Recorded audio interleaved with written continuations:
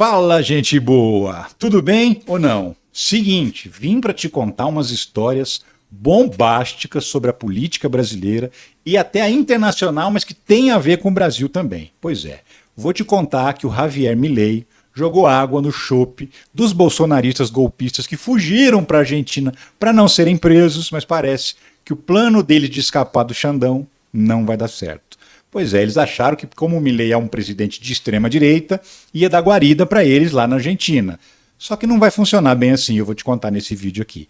Também vou te contar que o Ciro Gomes está na beirinha, no bico do corvo, para ser expulso do próprio partido, o PDT. E por quê?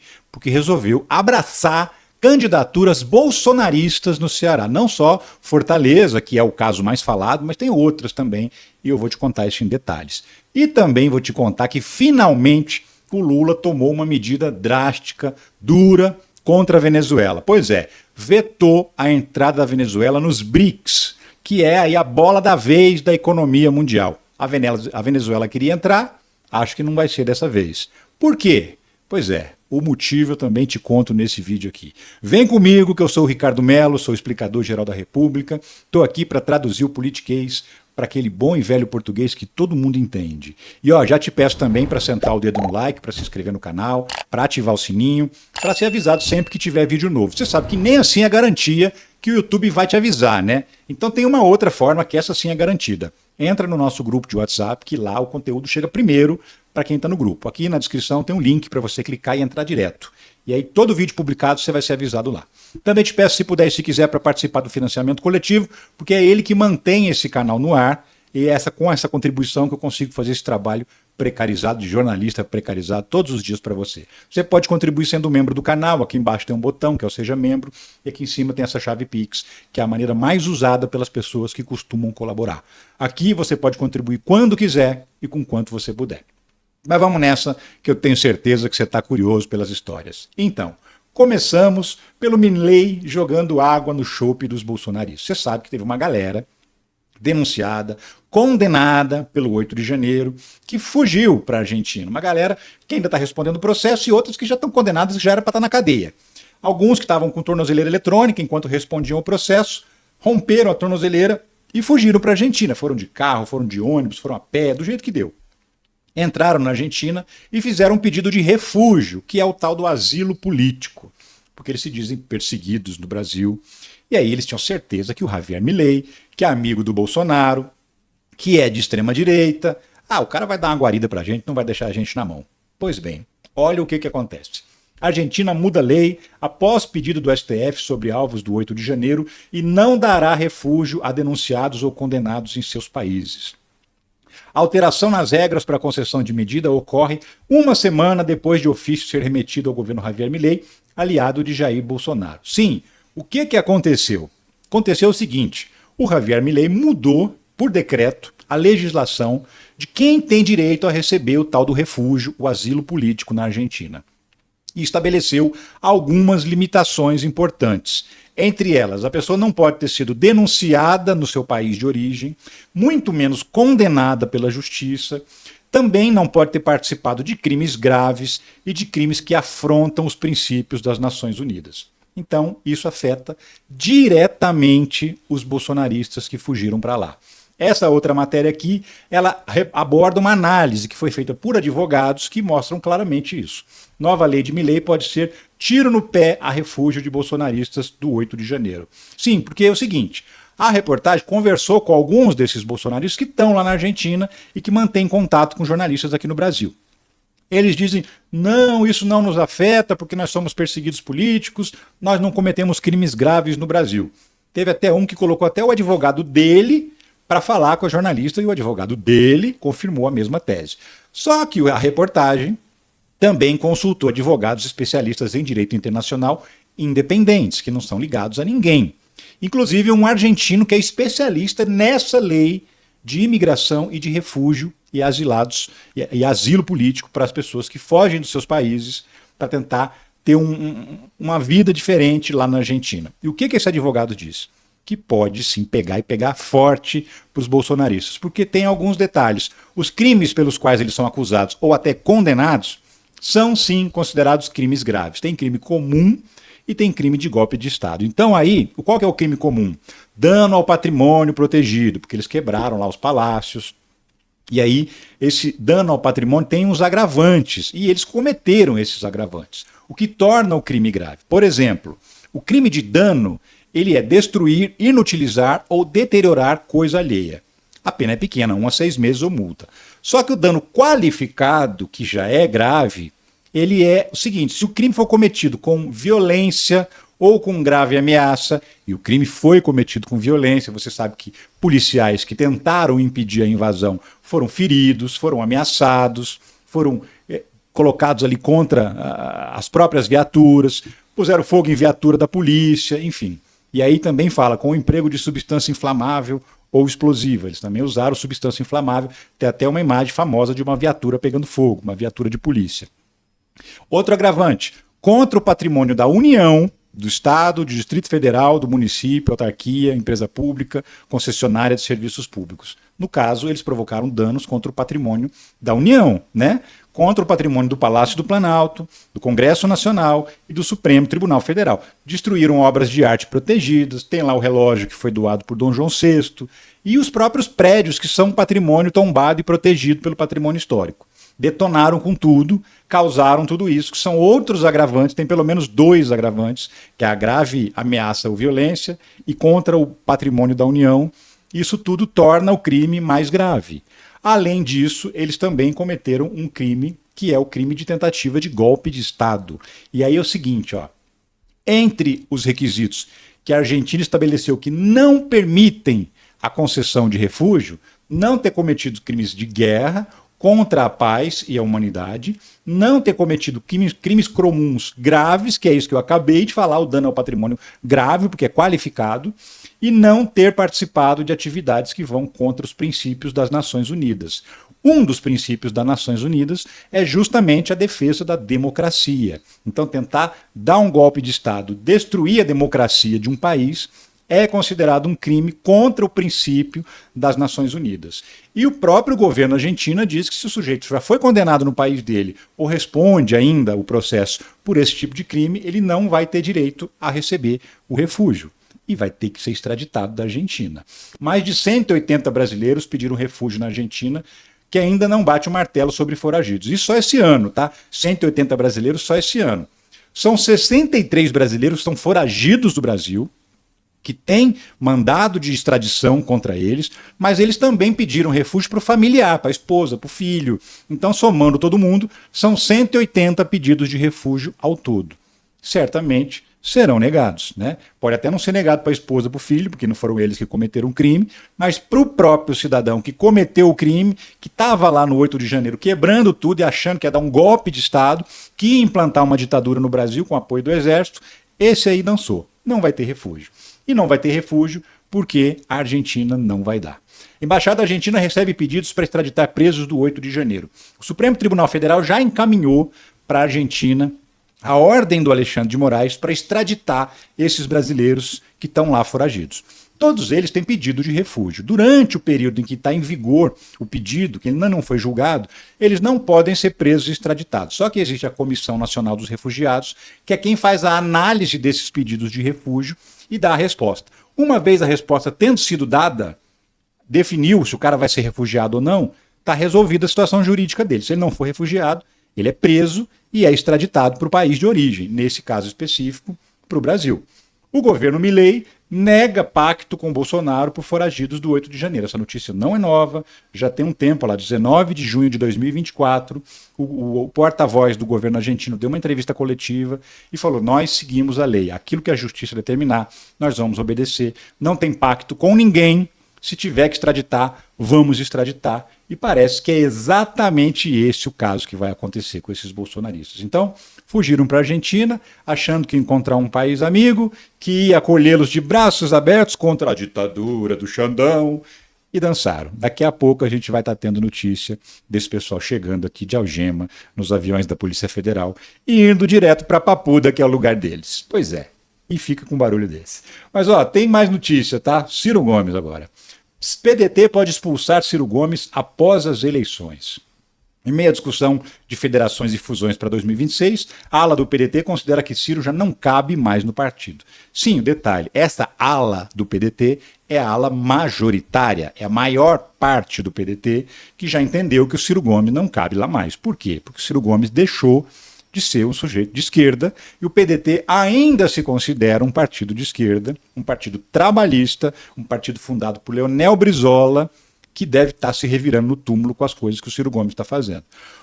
Tudo bem que o PDT, nem todo lugar do Brasil ele é de esquerda, tem lugar que ele é de direita, tem lugar que ele é de centro, é um partido assim meio esquizofrênico. Só que uma coisa que ele não é em lugar nenhum é de extrema direita. Isso ele não é. E aí o Ciro Gomes abraçou a extrema-direita cearense e por conta disso agora vai sofrer as consequências. O partido vai esperar passar o segundo turno das eleições para não tumultuar nesse momento as próprias votações, mas logo depois a direção nacional vai sentar e vai discutir isso. Inclusive já tá rolando notícia aí, de que o Ciro Gomes foi convidado a deixar o partido por conta própria para evitar o vexame de ser expulso do partido. E tudo por quê? Porque o ódio que ele tem ao PT, o ressentimento que ele tem do Lula é maior do que a noção da realidade. E ele resolveu, então, abraçar candidaturas bolsonaristas, de extremistas, para tentar impedir que o PT vencesse eleições em várias cidades do Ceará. Isso não é agora no segundo turno, não, tá? Desde o primeiro turno, ele já se aliou a vários candidatos bolsonaristas no interior do estado, apoiando, participou de convenções partidárias, abraçou mesmo, literalmente, tirou foto, fez campanha e tudo, para candidatos bolsonaristas que estavam disputando as eleições com candidatos do PT. Após aliados de Ciro apoiarem bolsonarista, o presidente do PDT entra em cena e abraça candidato do PT em Fortaleza. O presidente do PT é o André Figueiredo, que é deputado federal, ele está no lugar do Carlos Lupe, o Carlos Lupe é o ministro da Previdência e está licenciado da presidência do partido. Então o André Figueiredo é o atual presidente do PDT. Ele rapidamente foi lá, desautorizou os vereadores do PDT e outros políticos do PDT cearense que declararam publicamente apoio ao candidato bolsonarista André Fernandes, aquele estrupício, e aí por conta disso ele foi lá e declarou que o PDT, não interessa de onde, do Ceará ou de qualquer lugar, está com o candidato, o Evandro Leitão, que é o candidato do PT em Fortaleza. A eleição está pau a pau, estão praticamente empatados nas pesquisas, não dá muito bem para saber o que vai acontecer. Agora, o PDT considerou impossível, absurdo, que a ala cearense do partido abraçasse bolsonaristas. Lupe critica a ala do PDT, que se aliou a candidato bolsonarista em Fortaleza e declara apoio a petista. O próprio Carlos Lupe, que é o ministro da Previdência, também se manifestou e criticou, inclusive, essa turma do Ciro Gomes. Sim, porque todo mundo do PDT que declarou apoio ao bolsonarista é a turma do Ciro Gomes. É o ex-prefeito Roberto Cláudio, é o atual prefeito José Sarto, que não conseguiu se reeleger, não foi nem para o segundo turno, e vários vereadores do PDT. Só um vereador do PDT, cirista, falou, não, peraí, vocês estão... aí é demais também, com bolsonarista não dá. Pode odiar o PT o quanto vocês quiserem, mas ir com bolsonarista não tem jeito. Só um.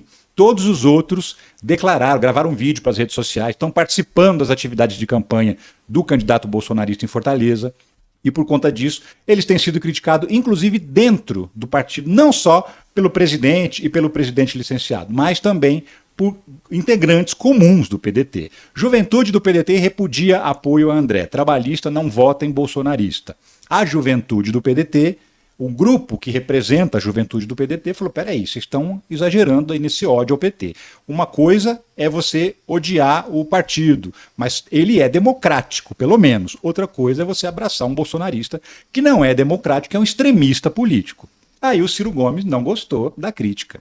Pois é, ele declaradamente não apoiou o candidato. Ele não fala nada, ele está inquieto, declarou que não vai apoiar o PT, mas não disse assim, eu vou votar no André Fernandes. Porém, toda a turma dele vai. Obviamente, ninguém faria isso sem o consentimento do Ciro Gomes, porque ele comanda o partido no Ceará. E ao rebater as críticas que a juventude do PDT fez aos apoiadores do bolsonarista, o que o Ciro está fazendo? Está assumindo para ele que o apoio tem o aval dele, né?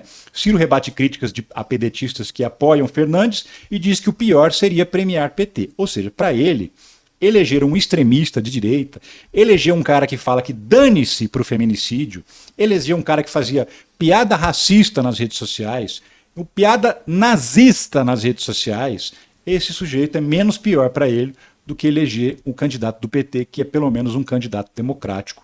E se a gente olhar para o Ceará, a gente vai ver que o Ceará vai muito bem, é o partido com a melhor educação do Brasil, é governado pelo PT, e aí ele está dizendo que o PT é pior do que o bolsonarista. Não é à toa que ele já vinha sendo apontado como bolsonarista nas eleições de 2022, que ele nunca assumia, mas ele batia mais no PT do que no Bolsonaro. Enfim.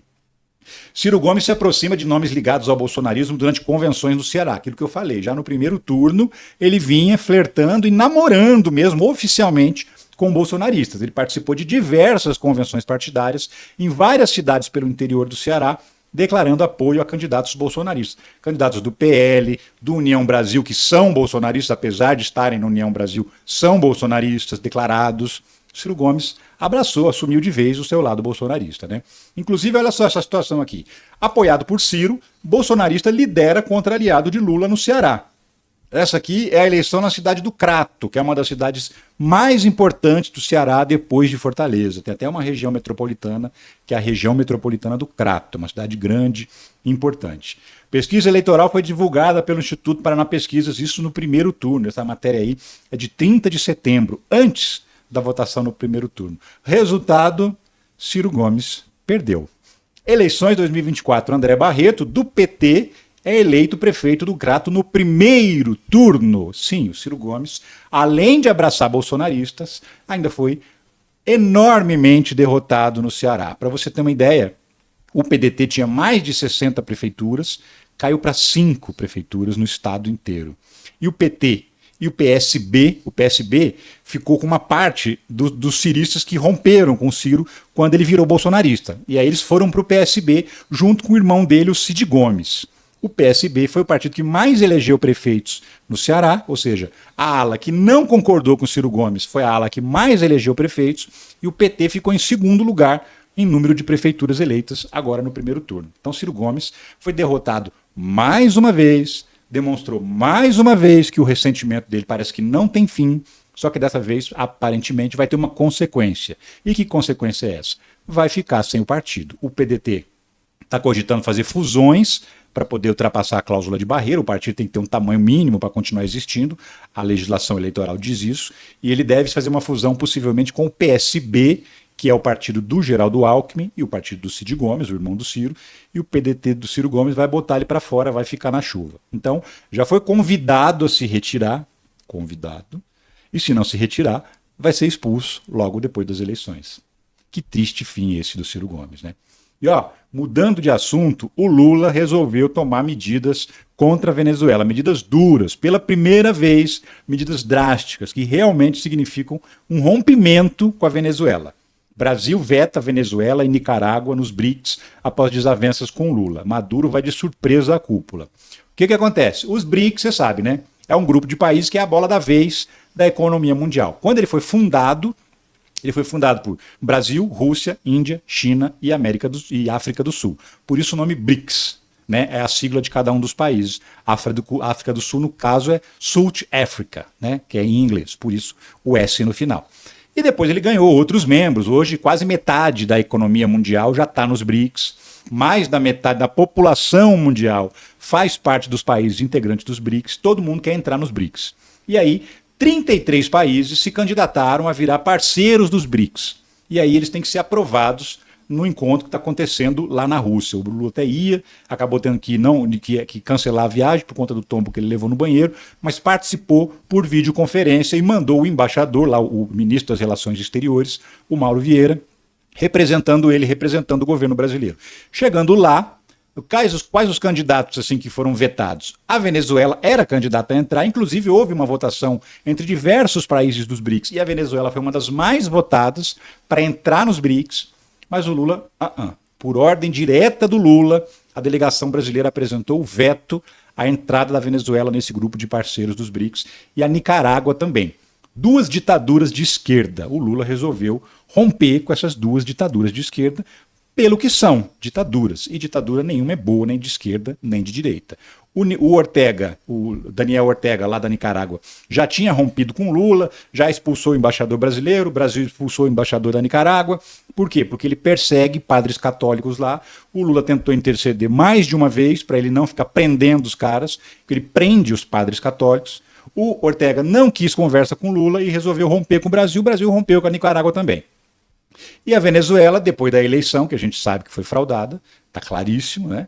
Por conta dos desrespeitos aos direitos humanos, prender opositores, torturar opositores, matar opositores. Tudo isso aconteceu agora nessas eleições. O Lula não reconhece a vitória do Nicolás Maduro e agora vetou a entrada da Venezuela como membro dos BRICS.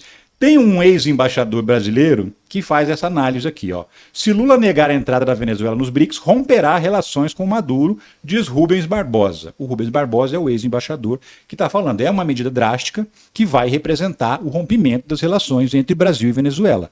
Porque aí é um rompimento unilateral. O Brasil está impedindo a Venezuela de fazer parte desse grupo que todo mundo quer fazer parte. Tanto que o próprio Nicolás Maduro viajou de surpresa para a Rússia para ir lá defender a candidatura à entrada do país dele nos BRICS e deu com os burros na água, porque diante do veto do Brasil não vai entrar, porque os países fundadores têm um peso muito grande, muito importante na hora de aprovar novos membros.